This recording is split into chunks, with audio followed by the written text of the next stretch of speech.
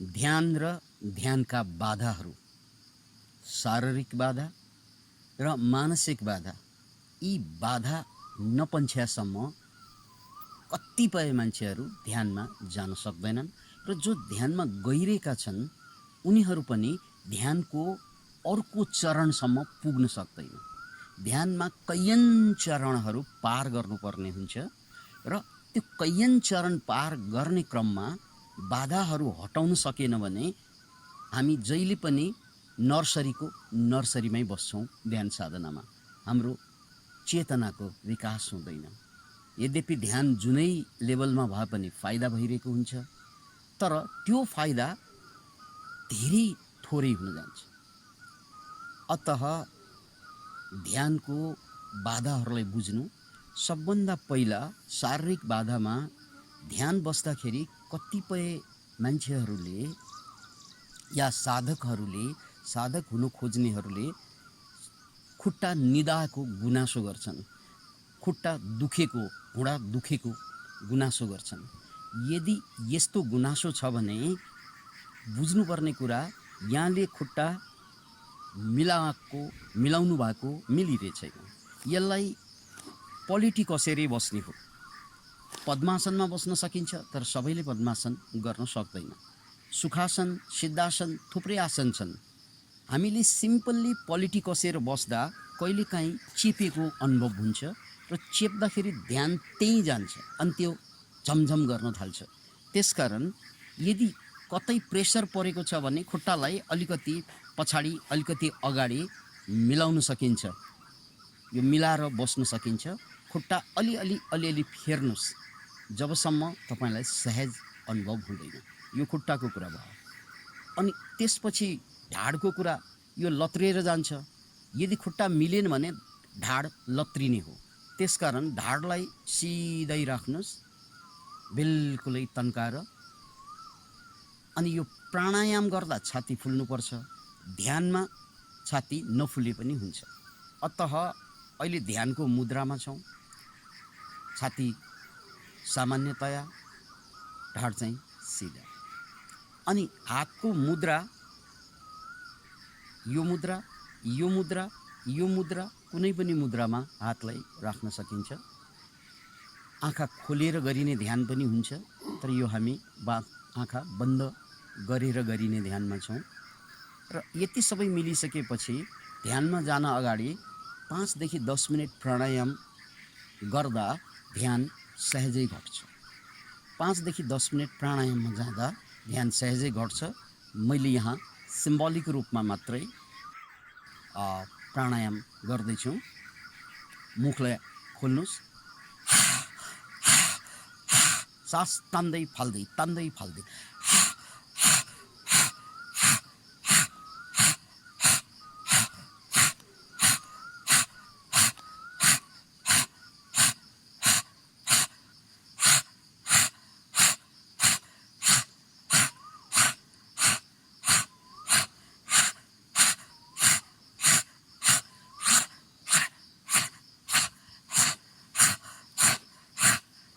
यसरी प्राणायामको 6वटा चरणलाई यहाँ 5 मिनट 10 मिनटसम्म गरिन्छ।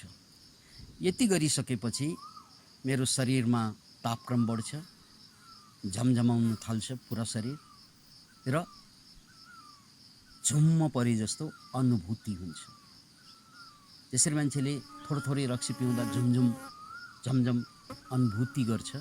त्यही अनुभव यहाँ बिना पिएर पनि झमझमको अनुभव हुन्छ, किनकि हाम्रो मस्तिष्कको केमिकल चेन्ज हुन्छ। र यो झमझम हुनासाथ ध्यानको लागि पूर्णतया भूमिका तयार भयो। यो झमझम हुनासाथ ध्यानको लागि पूर्णतया भूमिका तयार भयो। यो झमझम नभएसम्म श्वास चलाउँदै गर्ने र झमझम परेपछि ध्यानको पूर्णतया भूमिका तयार भयो। अब हामी ध्यानमा जाँदा आउने बाधाहरू के हुन् र त्यो बाधालाई पन्छ्याउँदैछौँ। तर त्योभन्दा अगाडि हामी ध्यानका चरणहरू पार गर्दै जान्छौँ। सिम्बोलिक रूपमा म फास्ट गर्छु। सबभन्दा पहिला मैले चारैतिरको वातावरणलाई अनुभूत गर्छु। आवाज, चारैतिरको वस्तुहरू, चारैतिरको वातावरण, त्यसलाई एकचोटि अनुभूत गरी र त्यसको लगत्तै अब म श्वासमा ध्यान केन्द्रित गर्छु। श्वासलाई गन्छु। श्वास भित्र छिर्छ 1, श्वास बाहिर आउँछ 2, फेरि छिर्छ 3, बाहिर आउँछ 4। यसलाई अर्को किसिमबाट गन्ने हो भने श्वास भित्र छिर्छ 1, बाहिर आउँछ 1, फेरि छिर्छ 2, बाहिर आउँछ 2, छिर्छ 3, फेरि बाहिर आउँछ 3, छिर्छ 4, बाहिर आउँछ 4, छिर्छ 5 र बाहिर आउँछ 5। यो 5 पछि फेरि 1 देखि सुरु गर्छु श्वासक्रिया। अब म श्वासक्रियालाई छोड्छु। त्यसपछि आइरहेको श्वास सरररर बाहिर आउँदा यो बाहिर आएको सासले नाइटोसम्म भेट्टाउन सक्छ सामान्य अवस्थामा। अनि नाइटोदेखि श्वास बिस्तारै भित्र गएको अनुभव हुन्छ र यो श्वास बाहिर आएको श्वासको लम्बाइ फैलिने ठाउँ प्राय मान्छेमा नाइटोसम्म हुने गर्छ र कसैको त्योभन्दा मुनिसम्म पनि हुनसक्छ। जे होस्, श्वास बाहिर आएको छ नाइटोसम्म र फेरि श्वास भित्र गएको छ, बाहिर आएको छ। बाहिर आउँदा र भित्र जाँदा पेटको अवस्था, छातीको अवस्था र नाकमा कहाँ ठोकिन्छ त्यसलाई जानेर बसी अर्को स्टेपमा पुगिन्। त्यसपछि ध्यान बिस्तारै घट्न थाल्छ। ध्यान घटेपछि श्वास अब नाइटोसम्म पुग्दैन। श्वास यहाँसम्म हुँदा नाकको सेरोफेरोमा मात्रै सीमित भयो भने अब म ध्यानमा छिरेँ भन्ने सङ्केत हो। अब म ध्यानमा छिरेँ किनकि योभन्दा अगाडि मैले ध्यानको आयोजन मात्रै गरेको हुँ, व्यवस्थापन मात्रै गरेको हुँ। ध्यान भन्ने गर्ने कुरा होइन, घट्ने कुरा हो। त्यो घट्ने घटनाको लागि मैले कुर्ने हो, इन्तजार गर्ने हो र अब श्वास बिस्तारै शान्त हुँदै जाँदा अब म रेडी भएँ, म ध्यानमा छिरेँ। र ध्यानमा छिर्नासाथ मलाई आनन्दको अनुभूति हुन्छ, एकाग्रको अनुभूति हुन्छ, आनन्दको अनुभूति हुन्छ।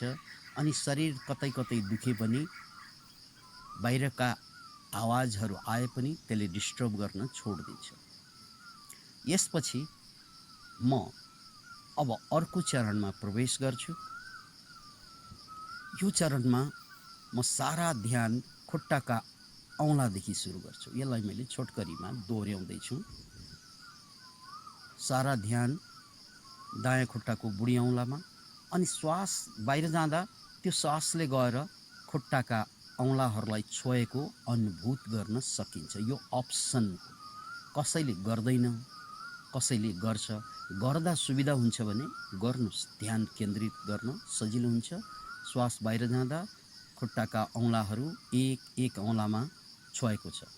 फेरि श्वास बाहिर जान्छ, त्यो श्वासले गएर पैँतालामा, त्यो श्वासले गएर कुर्कुच्चोमा, गोलीगाँठोमा, यसरी एक एक अङ्गमा श्वासले छोएको अनुभव गरौँ।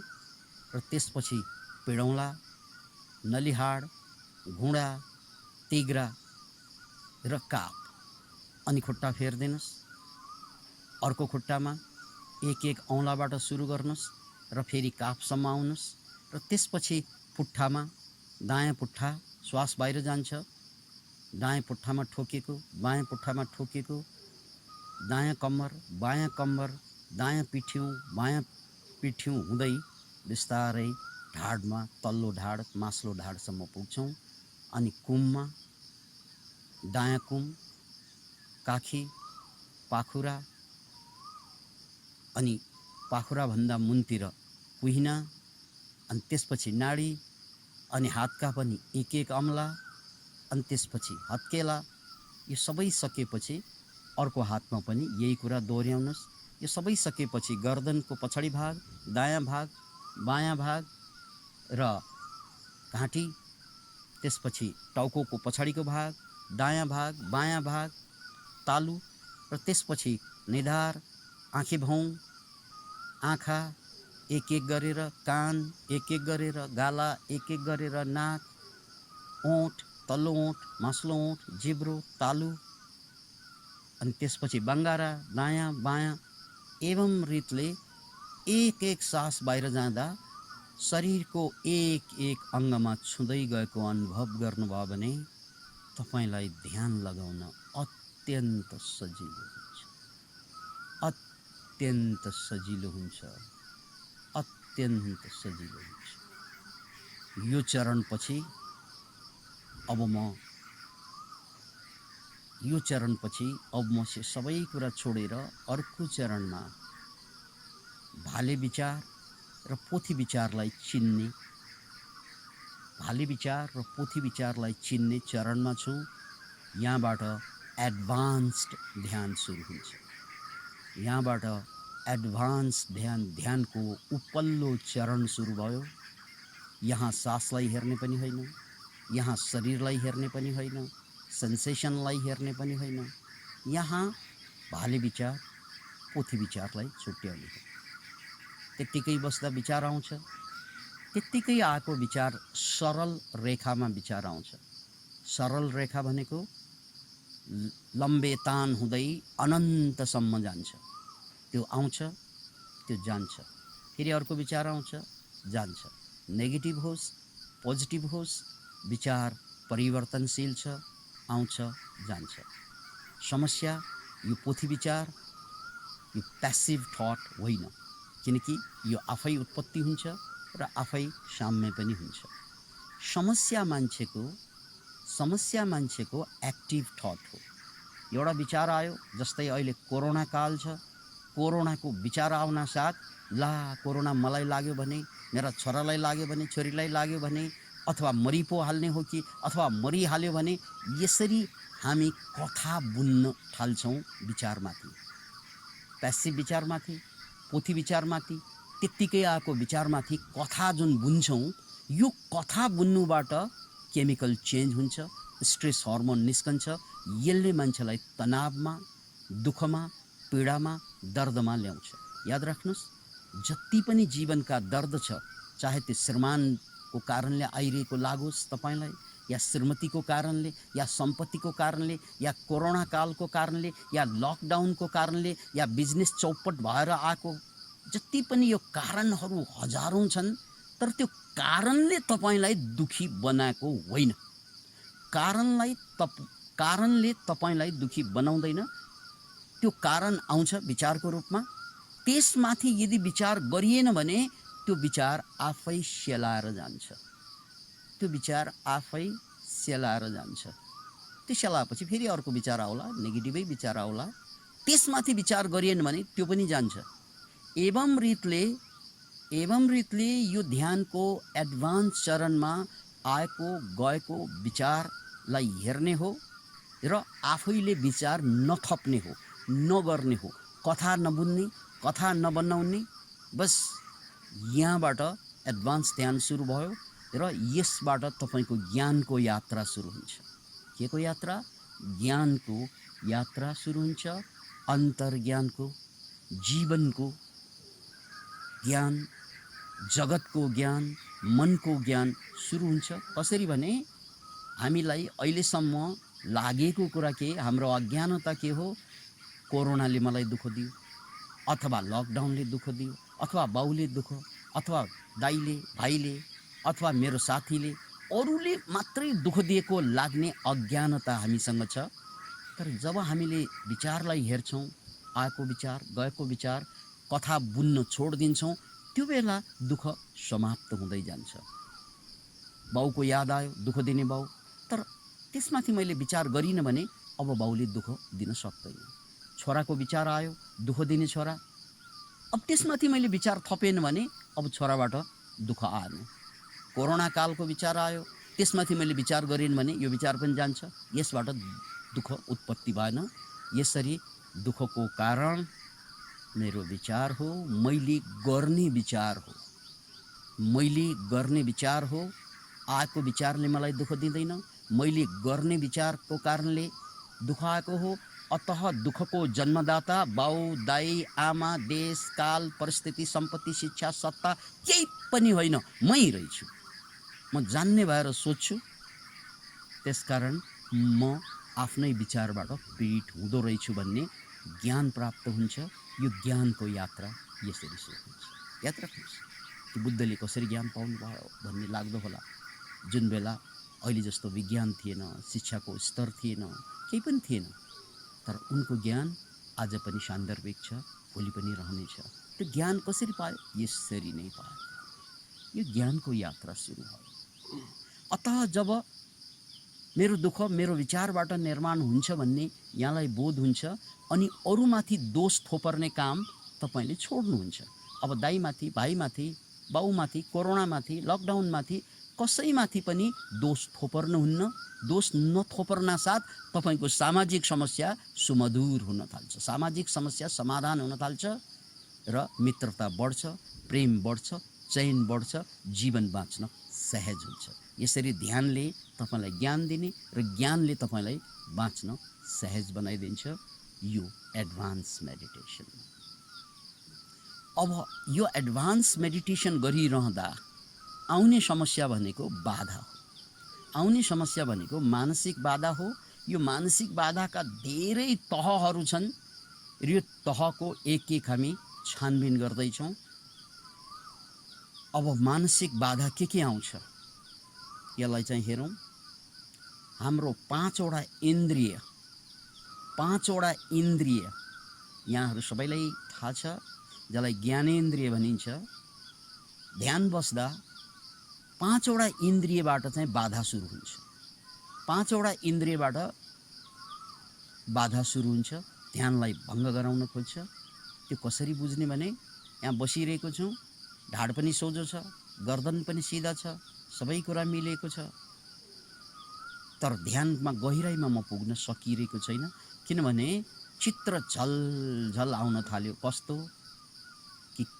कस्तो चित्र त भन्नाले राम्रो चित्र। कोही मान्छे मलाई साह्रै मन पर्यो, राम्री या राम्रा छन् भने उसको झलझल आउन थाल्छ। त्यो झलझल आउन साथ मेरो मनले उसलाई खोज्छ, डिजायर सुरु हुन्छ, इच्छा सुरु हुन्छ। अनि इच्छा सुरु भइसकेपछि त्यो कुरा त अहिले प्राप्त भएको छैन, नभएको रियलाइज भएपछि दुःख सुरु हुन्छ। दुःखले फेरि ध्यान भङ्ग गरिदिन्छ। याद राख्नुहोस्। अतः कसैको चित्र, कुनै पनि चित्र, जस्तै मैले भर्खर किनेको घर, भर्खर किनेको जग्गा, भर्खर किनेको सामान, भर्खर किनेको गरगहना, या किन्न खोजेको जग्गा, या किन्न खोजेको गरगहना, या भेट्न खोजेको मान्छे, यावत रूपमा चित्रहरू अगाडि झलक झलक झलक आइदिन्छ। त्यसले मलाई ध्यानको गहराइमा जाने, किनकि त्यहाँ म कथा बुझ्न थाल्छु। त्यहाँ म कथा बुझ्न थाल्छु। जस्तै मैले एउटा गहना देखेँ पसलमा, या पसलमा देख्नु पर्दैन, अचेल अनलाइनमा देखेँ, ध्यान बस्छु, त्यही गहना झरझल याद आयो, अब मलाई त्यो गहना चाहियो, अथवा त्यसको बारेमा म कथा बनाउँछु। अनि त्यसपछि म ध्यानको गहराइमा जान सक्दिनँ। त्यस्तै जग्गा जमिन हुन्छ कसैको लागि, त्यस्तै कोही प्रियसी हुन्छ कसैको लागि, प्रियतम हुन्छ कसैको लागि, अथवा कुनै फिल्म हुन्छ कसैको लागि। यो जति पनि चित्र आउँछ, त्यो चित्र आइसकेपछि त्यो चित्र खोज्छ मनले, यो प्राप्त गर्न खोज्छ। प्राप्त गर्न खोज्नासाथ ध्यानको गहराई समाप्त हुन्छ। हामी डेफ्टमा जानै सक्दैन, हामी विचारमा अल्मलिन्छौँ, कथामा अल्मलिन्छौँ। अतः यदि कुनै चित्र, प्रेसीको, जग्गाको, घरको, या मैले प्राप्त गर्न खोजेका गहनाको, या प्राप्त गरिसकेका कुराको, छोराको, छोरीको, कसैको चित्र, केही चित्र आयो भने त्यसले मलाई डिस्टर्ब गर्छ ध्यानमा। अब त्यो बाधाबाट बाहिर जानको लागि मैले गर्न सक्ने कुरा के हो त ध्यानमा भने, त्यो किन आयो भन्ने कारण खोज्ने। कारण याद राख्नुहोस्, कारण खोज्ने हो। जसरी मैले यहाँ आँखा बन्द गरेर बसेको छु, झलक्क याद आयो। के याद आयो? मैले किन्न खोजेको या किनिसकेको सामान तर प्रयोग गर्न पाएको छैन। आहा, त्यो सामान मैले कहिले प्रयोग गर्ने होला भन्ने विचार आयो भने म ध्यान गहिराइमा पुग्न सक्दिनँ। अतः ध्यानको गहिराइमा पुग्नको लागि मैले कारण के खोज्नु पर्यो? कारण खोज्नु पर्यो कि त्यो मलाई किन याद आयो मलाई त्यो गहना या त्यो कपडा या त्यो जग्गा या त्यो मान्छे, त्यो कारण छ। किनकि मैले उसलाई मन पराएँ होला, किनकि त्यो मान्छे मैले मन पराएन होला, त्यसकारण पनि याद आउँछ। फेरि पोजिटिभ रूपमा पनि याद आउँछ, नेगेटिभ रूपमा पनि याद आउँछ। कति कुरा मलाई मन पर्दैन, त्यो मन नपरेको कुरा मेरो जीवनमा नआओस् भन्ने हुन्छ, त्यो पनि याद आइरहेको हुन्छ। छोड्नु खोजेका कुरा पनि याद आइरहन्छ, प्राप्त गर्न खोजेका कुरा पनि याद आइरहन्छ। यो यादले तपाईँलाई ध्यानको गहराइमा जान दिँदैन। त्यसकारण मलाई किन याद आयो, मन नपरेको मान्छे किन याद आयो? सायद उसँग झगडा भएर, सायद उसले मलाई धम्की दिएर। त्यो कारण प्रष्ट खोज्नुहोस्, वाट इज द कज। त्यो कारण खोज्न साथ कारण यो पो रहेछ। अब कारण पनि दुई किसिमको हुन्छ, एउटा भौतिक कारण र अर्को जस्तो मानसिक कारण।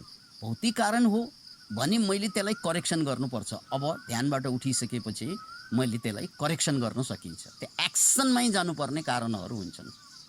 तर कतिपय कारण एक्सनमा जानु पर्दैन, कारण बुझे मात्रै पुग्छ। यो मेरो यो कारणले यो याद आयो, नेगेटिभ याद आयो, पोजिटिभ याद आयो। के कारणले याद आयो? यो कारणले। त्यो कारण बुझिसकेपछि यदि मानसिक कारण हो भने कारण बुझ्न साथ त्यो झलझलको आउँदैन। होइन, भौतिक कारण हो भने त्यसलाई मैले उठिसकेपछि, ध्यानबाट उठिसकेपछि त्यसलाई करेक्सन गर्नुपर्ने हुन्छ। जस्तै मैले बुवासँग झगडा गरेँ, आमासँग झगडा गरेँ, या चाहिँ प्रेसीसँग झगडा गरेँ, र अहिले म ध्यान बस्दा उनीहरूको याद मलाई झलझल आयो। अब झगडै गरेको कारणले आएको भनेर मैले बुझेँ। कारण किन याद आयो? मेरो बाउ भन्नाले बाउसँग आज मेरो डिस्कस भएको थियो, मेरो बुवासँग आज डिस्कस भएको थियो भने अब म उठेर ध्यानबाट उठेर के गर्नु पर्यो? बुवा कहाँ गएर सरी बुवा, आज हाम्रो मिसअन्डरस्ट्यान्डिङ भयो, त्यसको लागि माफी चाहन्छु। अब यो भौतिक कारण भयो, बाहिरको कारण भयो। मैले बुवासँग माफी मागेँ, भोलि म फेरि ध्यानमा बस्दाखेरि अब बुवाको याद आउँदैन। यसरी कारणलाई सम्बोधन गर्नुहोस्, त्यो कारणलाई बुझ्नुहोस्। कति कारण बुझेर सकिन्छ, कति कारणलाई सम्बोधन गर्न एक्सनमा जानुपर्ने हुन्छ। कसैलाई पैसा लिनुपर्छ भने लिन जानुहोस्, कसैलाई दिनुपर्छ भने दिइहाल्नुहोस्। यस्ता कारणहरू बाँकी रह्यो भने ध्यानको गहिराई कहिल्यै प्राप्त हुँदैन। यो आँखाबाट, चित्रबाट ल्याउने मन नपरेको कुरा कसरी निवारण हुन्छ त? कारण खोजेर। अनि कारण यदि एक्सनमा जानुपर्ने हो भने एक्सनमा गइहालेर। 5वटा इन्द्रिय मध्ये एउटा इन्द्रिय के हो? हाम्रो आँखा। अब यो आँखाले मात्रै ल्याउने होइन, नाकले पनि ल्याउँछ। सुँगेको बास्ना, चट्ट बसेको छु, प्रेयसीको बास्ना पनि याद आउँछ। मैं सास लेता हूँ तेरी खुशबू आती है भन्ने गीतै छ कि हामीले सास लिँदा पनि मन परेको मान्छेको बास्ना हुन थाल्छ, गन्ध। अनि त्यसलाई खोज्छ, डिजायर पैदा गर्छ, त्यसलाई प्राप्त गरौँ गराइदिन्छ, अनि ध्यान भङ्ग हुन्छ। त्यसकारण त्यस्तो बास्ना आयो, कुनै पनि खानाको बास्ना हुनसक्छ, मोमोको बास्ना, चाउमिनको बास्ना, पिज्जाको बास्ना। अब भेजिटेरियन हो भने कुनै भेजिटेरियन खाना खाएको, भेजिटेरियन डाइटको बास्ना याद आयो, त्यो बास्नाले त्यसलाई खोजाउँछ। त्यसकारण मलाई यो खानाको बास्ना किन आयो त? कारण खोज्नु, हिजो खाएको होला अथवा खान खोजेको होला। त्यो कारण बुझ्न साथ त्यो आफै जान्छ। यो नाकको कुरा। अब कानको मैले सुनेको, कसैको मिठो कुरा सुनेको हुन्छ, कसैको नमिठो कुरा सुनेको हुन्छ। बास्ना पनि त्यस्तै, नमिठो बास्ना पनि याद आउन सक्छ। कानको कुराको, कसैको मिठो कुरा, मिठो गीत, मिठो सङ्गीत, त्यो याद आउँछ, झलझल याद आउँछ। अनि त्यसले खोज्न लाउँछ। खोज्यो कि मन मेरो भङ्ग हुन्छ, एकाग्रता मेरो भङ्ग हुन्छ। त्यसकारण त्यो खोज्न नदिनको लागि कारण खोज्नु पर्यो। किन कसैको आवाज याद आइरहेको छ, किन गीत याद आइरहेको छ, किन? यसको जवाफ खोज्नु, त्यसपछि त्यो आफै बिदा हुन्छ। अब हामीले नाकको कुरा गऱ्यौँ, कानको कुरा गऱ्यौँ। अब ज्ञानेन्द्रियमा मुखको कुरा, स्वाद यसरी बसिरहेको छ। एकदम नमिठो खाना खाएको, कसैले झुक्याएर खुवाइदिएको भने त्यो पनि याद आउन सक्छ। त्यसले डिस्टर्ब गरिरहन्छ, त्यसले कथा बनाइरहन्छ। त्यो मोराले मलाई यस्तो कुरा खुवाइदियो, त्यसलाई यस्तो विचार आयो भने पनि ध्यान भन्नुहुन्छ। अतः मिठो खाना खोजेको, स्वाद बसेको छ, याद आयो, त्यसले पनि डिस्टर्ब गर्छ। अब त्यो कारण किन याद आयो त मलाई मिठो खाना? कसैलाई चाहिँ अब मिठो खाना मात्र होइन, त्यसको साथसाथै धेरै कुराहरू छन् जो मलाई याद आउँछ, जो मुखसँग सम्बन्धित छ, जिब्रोसँग सम्बन्धित छ। अब अन्तिम ज्ञानेन्द्रियमा छाला, त्यो छालामा छोएको, कसैलाई चुम्बन गरेको, कसैलाई अङ्कमाल गरेको, कसैसँग सहवास गरेको, यावत कुरा याद आउँछ मान्छेलाई। अनि त्यो यादले ध्यानलाई भङ्ग गराइदिन्छ। त्यसकारण त्यो छालाले छोएको, चुम्बन गरेको, अँगालो हालेका यस्ता कुरा याद आयो भने पनि यो किन याद आयो? क्वेसन। किन याद आयो? क्वेसन। त्यसको कारण पत्ता लगाउनुहोस्। त्यो कारण पत्ता लगाउनुहोस्। फिजिकल हो भने निवारण गर्ने मिल्छ भने निवारण गरिदिउँ। फिजिकल होइन, यो मात्र साइकोलोजिकल हो भने हिजो यो फिल्म हेरेको रहेछ, यसलाई भेटेको रहेछु, यस्तो गरेको रहेछु, यस्तो कुरा सुनेको रहेछु, त्यसकारण त्यसको याद आयो भने यो कारणले यो आइरहेको छ भनेर कारण बुझ्नुहोस्। बस त्यो कारण बुझ्न साथ त्यो आफै बिदा हुन थाल्छ। र यदि यी कुराहरू, यी 5वटा ज्ञानेन्द्रले दिएका बाधाहरू बिदा भएन भने पनि त्यहाँ बोध जागिसकेपछि, अवेरनेस जागेपछि, ध्यानको अर्को लेभलमा अवेरनेस जाग्छ। त्यो अवेरनेस जाग्दै गरिसकेपछि त्यो आफै स्वतः हुँदै जान्छ। अनि त्यसपछि तपाईँको ध्यानको अर्को चरणमा या अर्को लेभलमा जाने द्वार खुल्छ। यो त बाधाको एउटा तरिका भयो। यस्ता थुप्रै बाधाहरू छन्। म ध्यानको सिलसिलामा फेरि अर्को बाधाको समूह अर्को सेसनमा यहाँहरूलाई सेयरिङ गर्नेछु। आजलाई भने यहाँबाट म बिदा चाहन्छु। जय होस्।